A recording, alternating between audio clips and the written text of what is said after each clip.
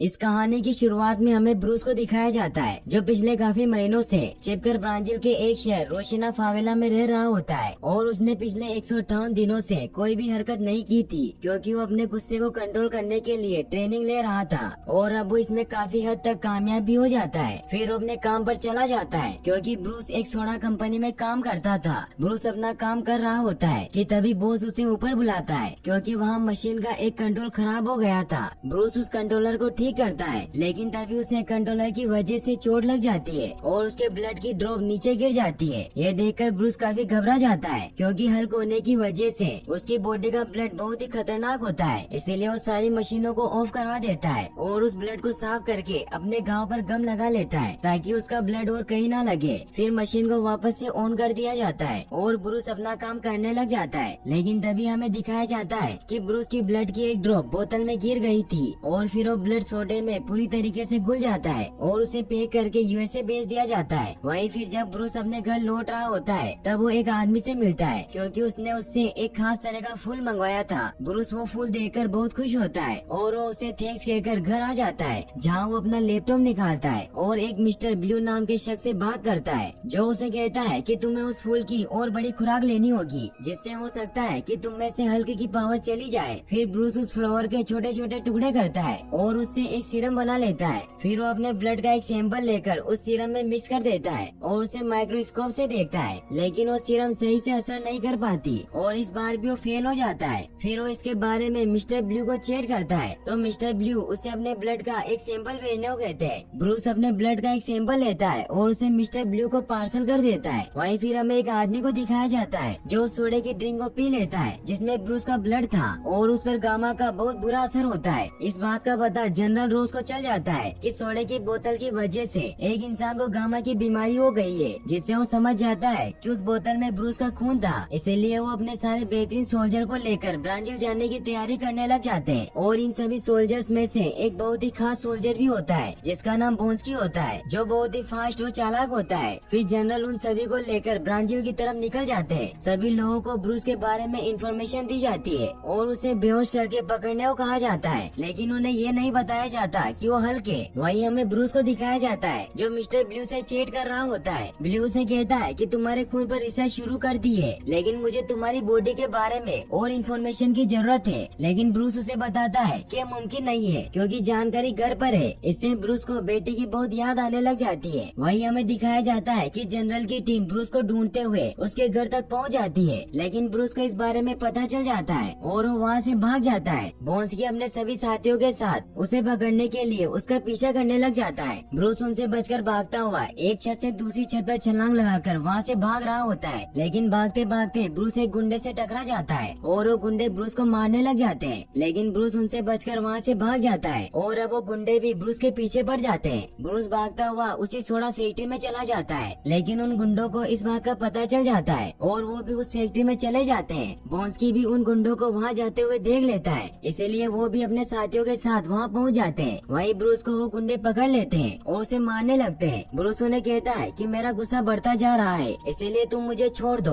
वरना तुम्हारे साथ बहुत बुरा होगा। लेकिन फिर भी वो गुंडे उसे पकड़कर दूर फेंक देते हैं और जैसे ही ब्रूस की हार्ट बीट 200 पर पहुंचती है, तो ब्रूस हल्क में चेंज हो जाता है। फिर हल्क उस गुंडे को पकड़कर दूर फेंकता है। ये देखकर बचे हुए दो गुंडे भागने लग जाते हैं, लेकिन हल्क एक एक को पकड़कर उन्हें मार देता है। सारे कमांडो को समझ नहीं आता कि वो बड़ी सी चीज क्या है, तो जनरल उन्हें कमांड देते हैं कि वही तुम्हारा निशाना है, इसीलिए सब बेहोशी के डोट उसे लगाकर पकड़ लो। सभी कमांडो हल्क पर फायरिंग कर देते हैं, लेकिन हल्क की बॉडी इतनी पावरफुल होती है कि उसे एक भी डोट नहीं लगता। हल्क गुस्सा होकर एक एक करके सभी कमांडो को मारने लग जाता है। अब सभी कमांडो को कुछ दूसरा रास्ता नजर नहीं आता, इसीलिए हल्क पर गोलियों और बम से हमला करते हैं, लेकिन हल्क को कुछ नहीं होता और वो बड़े से कंटेनर से उन पर हमला करता है, जिससे सारे कमांडो मर जाते हैं और अब सिर्फ बोन्स्की जिंदा बचता है, जो हल्क पर फायरिंग करता है। ये देख हल्क एक ट्रक को उठाकर उसके ऊपर फेंकता है, जिससे वहाँ बहुत बड़ा ब्लास्ट होता है, लेकिन बोन्स्की किसी तरह वहाँ अपने आप को बचा लेता है और फिर हल्क वहाँ से भागकर चला जाता है। वहीं बोन्स्की वापस आकर जनरल को ब्रूस का बैग देता है, जिसमें लैपटॉप के साथ साथ बेटी की तस्वीर भी होती है। बोन्स्की जनरल को कहता है कि हो सकता है कि यह लड़की ब्रूस की साथी हो, तो जनरल उसे कहता है कि वो अब उसकी कोई नहीं है, इसीलिए वो अब अकेला है। तो बोन्स्की जनरल को कहता है कि वो अकेला नहीं था, हम उसे पकड़ने ही वाले थे, लेकिन तभी हमारे सामने वो ग्रीन क्रिएचर आ गया, जो बहुत ही खतरनाक था और उसने एक ट्रक को उठाकर ऐसे फेंका जैसे फुटबॉल हो,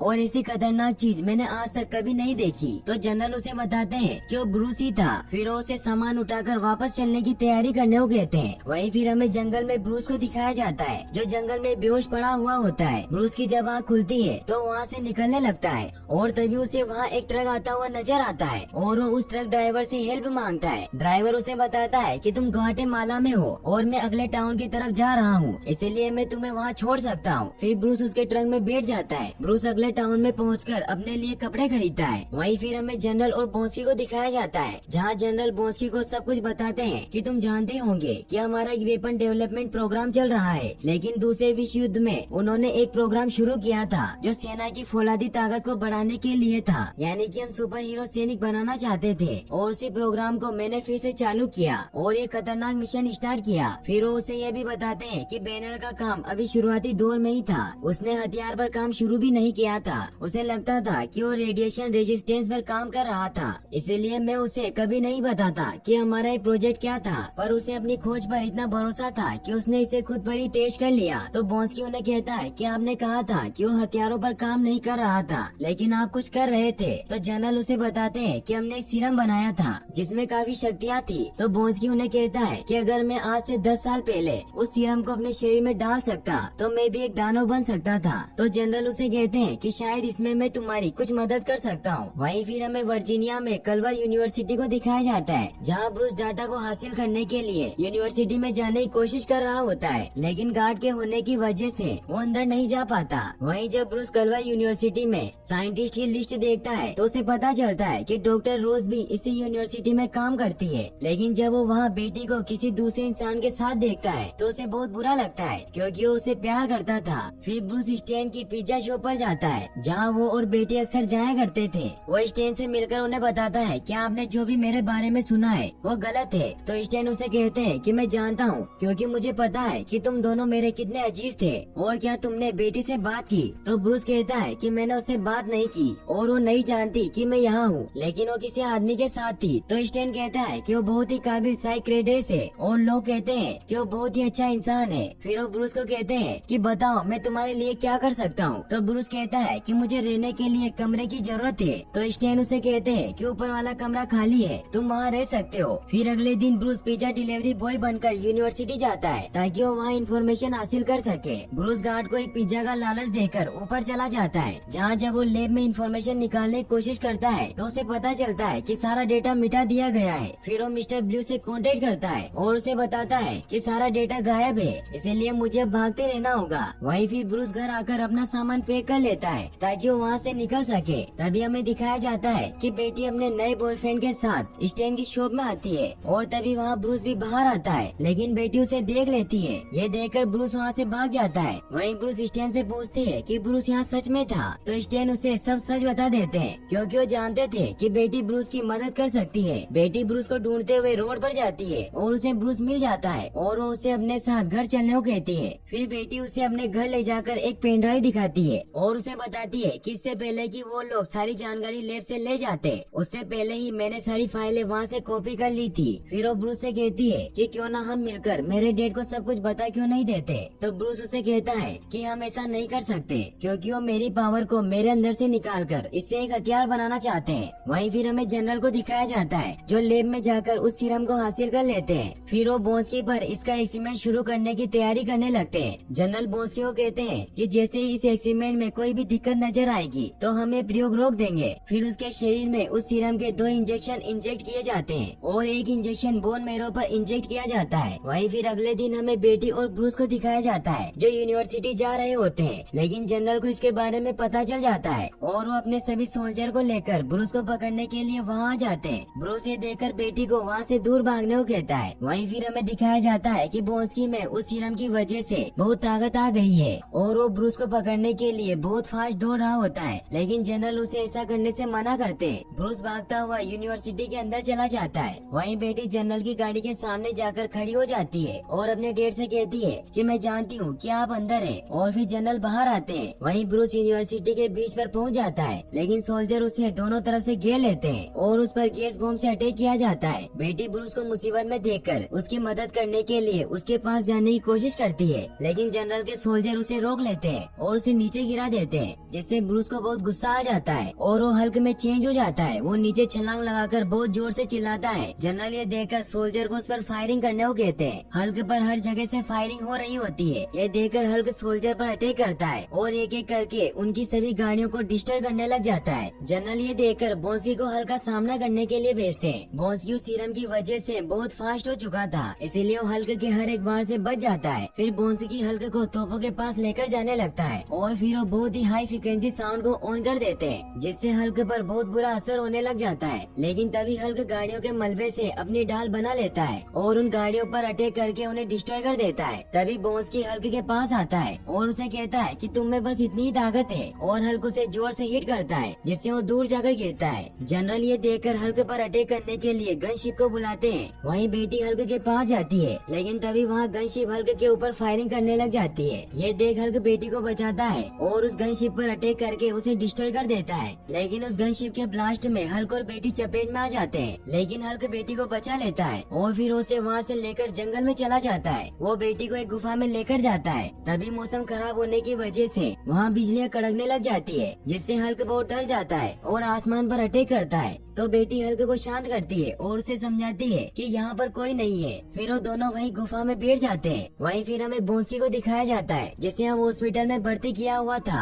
और उसकी हालत बहुत खराब थी। जनरल उससे मिलने जाते हैं। डॉक्टर उन्हें बताते हैं कि इसकी सारी हड्डियाँ टूट चुकी है, लेकिन उसका दिल बिल्कुल मशीन जैसा है, जो रेस के घोड़ों की तरह बहुत फास्ट रन कर रहा है। वहीं फिर हमें दिखाया जाता है कि अगली सुबह जब बेटी की आँख खुलती है तो देखती है कि ब्रूस नॉर्मल हो गया है और फिर वो पास ही के एक टाउन में एक रूम ले लेते हैं। वहीं बोंस्की पूरी तरीके से ठीक हो जाता है और वो जनरल को कहता है कि अब मैं ब्रूस से अपना बदला लेकर रहूंगा। वहीं ब्रूस और बेटी मिस्टर ब्लू से मिलने जाने का डिसाइड करते हैं, लेकिन ब्रूस बेटी को कहता है कि हम अपने सामान में से कुछ ही चीजें इस्तेमाल कर सकते हैं, लेकिन हम क्रेडिट कार्ड, ID कार्ड और फोन इस्तेमाल नहीं कर सकते। वहीं हमें जनरल की टीम को दिखाया जाता है, जो डॉक्टर रोज के डेबिट कार्ड और इंटरनेट अकाउंट पर नजर रखे हुए होते हैं। लेकिन जनरल उन्हें बताता है कि वो इतनी आसानी से सामने नहीं आएगा, क्योंकि वो पिछले 5 सालों से घूमता रहा और पकड़ा नहीं गया, इसीलिए वो कोई सुराग नहीं छोड़ेंगे। लेकिन अगर उसे पकड़े जाने का डर होता तो यहाँ से कब का भाग गया होता, इसीलिए वो इस बार भाग नहीं रहा, बल्कि उसे मदद की तलाश है। इसीलिए वो मिस्टर ग्रीन और मिस्टर ब्लू के अकाउंट पर नजर रखे हुए होते हैं। वहीं ब्रूस जब मिस्टर ब्लू को पेन ड्राइव की फाइल सेंड करता है तो इसके बारे में जनरल की टीम को पता चल जाता है कि ब्रूस न्यूयॉर्क में मिस्टर ब्लू से मिलने जा रहा है। वहीं ब्रूस और बेटी न्यूयॉर्क की तरफ निकल पड़ते हैं। वो एक कार से जा रहे होते हैं, लेकिन रास्ते में पुलिस चेकिंग कर रही होती है, इसीलिए वो कार वहीं छोड़कर बोर्ड से निकल जाते हैं। वहीं फिर वो यूनिवर्सिटी जाकर डॉक्टर स्टन से मिलते हैं, क्योंकि डॉक्टर स्टन ही मिस्टर ब्लू होते हैं। स्टन मिस्टर ग्रीन से मिलकर बहुत खुश होते हैं। फिर वो ब्रूस से कहते हैं कि अगर हम एक्सपेरिमेंट शुरू कर दे और सब कुछ सही भी हो जाए तो क्या है सही इलाज होगा, और अगर इस एक्सपेरिमेंट में जरा सी भी गलती हो गई तो तुम्हारी मौत भी हो सकती है। लेकिन ब्रूस उसे कहता है कि हमें करना ही होगा।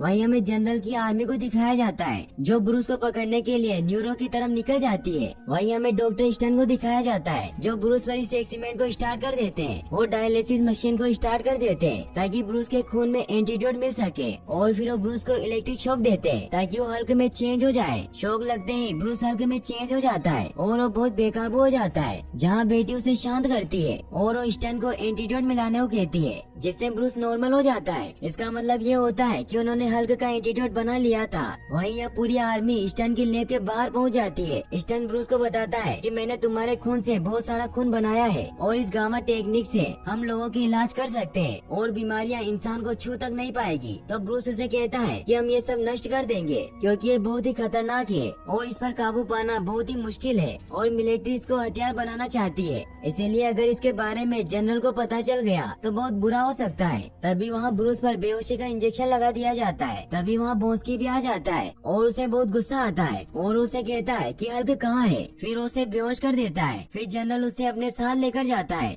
वहीं एक लेडी ऑफिसर स्टन से पूछताछ कर रही होती है। वो उसे कहती है कि तुम हल्क जैसे और भी बना सकते हो, लेकिन स्टन उसे कहता है कि वो एक हादसा था, हमें इसे और बेहतर करना होगा। तभी बोंस्की वहाँ आकर उसे मार देता है और स्टन को धमकाता है कि तुम्हें मुझे भी हल्क जैसा बनाना होगा। तो स्टन उसे कहता है कि मुझे लगता है कि तुम्हारे अंदर पहले से कुछ है, इसीलिए तुम पर इसका बुरा असर हो सकता है। लेकिन बोन्स की गर्दन पकड़कर उसे हवा में उठा देता है, जिससे स्टन को उसकी बात माननी पड़ती है और वो बोन्सकी के अंदर ब्रूस का खून मिला देता है, जिससे बोन्सकी एक बहुत ही खतरनाक क्रिएचर बन जाता है, क्योंकि उसमें पहले से बहुत सारे सीरम को डाला हुआ था। बोन्सकी बाहर आकर हर जगह तबाही मचाने लग जाता है। सारे कमांडो जनरल को कांटेक्ट करके बताते हैं कि अजीब सा क्रिएचर सिटी में आ गया है और हर जगह तबाही मचा रहा है। तो जनरल बहुत परेशान होता है, क्योंकि ब्रूस तो वही होता है। यह सुनकर जनरल हेलीकॉप्टर को वापस ले जाने को कहते हैं और फिर जनरल वीडियो कॉल से नीचे का सारा नजारा देखते हैं। तो जनरल देखते ही समझ जाते हैं कि वो बोन्सकी है। ब्रूस उन्हें कहता है कि ये सब आपकी वजह से हो रहा है। वही सिटी में बोन्सकी हर जगह तबाही मचा रहा होता है और सभी लोगों को मार रहा होता है। ये देखकर जनरल को अपनी गलती का एहसास हो जाता है, लेकिन ब्रूस उन्हें कहता है कि अब मुझे उसे रोकना होगा। फिर वो हेलीकॉप्टर का पीछे का दरवाजा खुलाता है, लेकिन बेटी उसे नीचे जाने से मना करती है और उसे कहती है कि अगर तुम हल्क में चेन नहीं हुए तो क्या होगा। तो ब्रूस उसे कहता है कि मुझे कोशिश तो करनी होगी और फिर वो नीचे कूद जाता है और वो जमीन से टकराकर अंदर चला जाता है और बेटी को लगता है कि वो मर गया है, लेकिन तभी पता चलता है कि ब्रूस हल्क में चेंज हो गया था और फिर वो बाहर आ जाता है। वो बोन्सकी को ललकारता है, उन दोनों में फाइट स्टार्ट होती है, लेकिन बोन्सकी बहुत ताकतवर होता है, इसीलिए वो हल्क को बहुत मारता है और उसे दूर फेंकता है। ये देखकर जनरल कमांडो को हल्क की मदद करने को कहता है और फिर वो मशीन गन से बोन्सकी पर फायर करने लग जाता है। हल्क भी ये देख लेता है और वो भी बिल्डिंग पर चढ़ने लग जाता है। तभी हल्क देखता है कि बोन्सकी उस हेलीकॉप्टर पर वार करने वाला है, तो हल्क बेटी को बचाने के लिए बोन्सकी पर अटैक करता है और उसे हेलीकॉप्टर को डिस्ट्रॉय करने से रोक लेता है, लेकिन वो दोनों हेलीकॉप्टर से लटक जाते हैं। लेकिन अभी भी उन दोनों में फाइट होती है, जिससे हेलीकॉप्टर का बैलेंस बिगड़ने लग जाता है और वो हेलीकॉप्टर नीचे क्रैश कर जाता है और बोन्सकी हेलीकॉप्टर के नीचे दब जाता है। वहीं बेटी और जनरल भी इस हादसे में सेफली बच जाते हैं, लेकिन अभी भी वो हेलीकॉप्टर में ही होते हैं। तभी बोन्सकी बाहर आ जाता है और वो हल्क पर अटैक करके उसे इंजर्ड करने लग जाता है और बोन्सकी उसे कहता है कि अब तुम देखो कि तुम्हारा प्यार किस तरह से मरता है, क्योंकि क्रैश होने की वजह से वो हेलीकॉप्टर कुछ ही देर में ब्लास्ट होने वाला था। यह देखकर हल्क को बहुत गुस्सा आता है और वो बोन्सकी को दूर फेंकता है और अपने हाथ की पावर से हेलीकॉप्टर में लगी आग को बुझा देता है, लेकिन तभी बोन्सकी उस पर पीछे से हमला कर देता है, जिससे हल्क दूर जाकर गिरता है। बोन्सकी बेटी और जनरल पर वार करके उन्हें मारने लगता है। ये देखकर हल्क जोर से अपने हाथ को जमीन पर मारता है, जिससे बोन्सकी के नीचे की जमीन टूट जाती है और वो नीचे गिर जाता है। हल्क चेन से बोन्सकी का गला पकड़ लेता है और उसे इंजर्ड कर देता है। हल्क उसे बहुत मारता है, जिससे बोन्सकी की हालत काफी खराब हो जाती है और वो वही बेहोश हो जाता है और फिर हल्क उसकी चेस्ट पर पाँव रखकर बहुत जोर से चिल्लाता है और अब जनरल भी समझ जाता है कि वो ब्रूस को लेकर कितना गलत था और वो अपने सोल्जर को ब्रूस पर अटैक करने से रोक लेता है। लेकिन तभी वहाँ पुलिस हल्क को पकड़ने के लिए आ जाती है और हल्क बेटी को अलविदा कहकर वहाँ से भाग जाता है। वहीं फिर हमें दिखाया जाता है कि बेटी ब्रूस को बहुत मिस कर रही होती है। वहीं हमें ब्रूस को दिखाया जाता है जो ब्रिटिश कोलंबिया में सबसे छिपकर रह रहा होता है। वहीं फिर हमें एक बार में जनरल को दिखाया जाता है, जहाँ टोनी स्टार्क जनरल से मिलने आते हैं और उन्हें कहते हैं कि सुपर सोल्जर प्रोग्राम को रद्द कर दिया है और मेरा हमेशा से मानना है कि हथियार ज्यादा भरोसेमंद होते हैं। फिर वो जनरल को कहता है कि अगर हम खुद की एक टीम बनाएं तो कैसा होगा, और यहीं पर ये मूवी